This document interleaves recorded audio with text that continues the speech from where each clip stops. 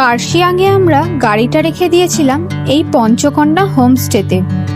হোমস্টেটা একদম ছোট্ট কিন্তু খুব সুন্দর করে সাজানো। তবে অনেকটা জার্নির কারণে আমাদের পেয়ে গেছিল বেশ খিদে, তাই ভাবলাম একটু চা আর মোমো খেয়ে নেওয়া যাক। আর এই মোমোটা ছিল একদম জাস্ট হেভেন, এতটা জুসি আর এতটা টেস্টি, প্রতিটা কামড়েই যেন আলাদা একটা ফ্লেভার। খাওয়া দাওয়া করে আমরা রওনা দিয়েছিলাম দার্জিলিংয়েরই একটি অফবিট গ্রাম তাগদার উদ্দেশ্যে। চারিদিকে আঁকাবাঁকা পাহাড়ি রাস্তা, চারিপাশে সবুজ চা বাগান আর মেঘে ঢাকা পাহাড়। তার মাঝখানেই হঠাৎ দেখা পেলাম দার্জিলিংয়ের প্রধান আকর্ষণ টয় ট্রেনের। এইভাবেই বেশ কিছুটা পথ পেরিয়ে প্রায় 5টা সাড়ে 5টা নাগাদ আমরা পৌঁছে গেলাম আমাদের হোমস্টেতে।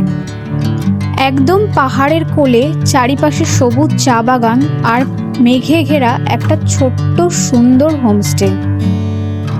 হোমস্টেতে বিকেলে আমাদের সার্ভ করা হয়েছিল গরম গরম ভেজ পাকোড়া আর চা। আর খেতে খেতে কখন যে সন্ধে পেরিয়ে রাত হয়ে গেল বুঝতেই পারিনি।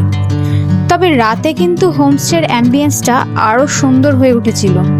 চারিপাশের এই ছোট ছোট লাইটস পুরো হোমস্টেটাকে একদম অন্যরকম করে তুলেছিল। আর হোমস্টে থেকে দূরে তাকালেই দেখা যাচ্ছিল দার্জিলিং শহরটা। রাতের অন্ধকারে শহরের ছোট ছোট আলো দেখে মনে হচ্ছিল যেন পাহাড়ের গায়ে অসংখ্য তারা জ্বলছে। সেদিন রাতে আর বিশেষ কিছু করা হয়নি। ডিনারটা করে আমরা তাড়াতাড়ি ঘুমিয়ে পড়েছিলাম। আর হ্যাঁ, তাগদার এই যে সুন্দর হোমস্টেতে আমরা ছিলাম সেই সম্পর্কে কমপ্লিট ডিটেলস থাকছে আমার নেক্সট ভিডিওতে।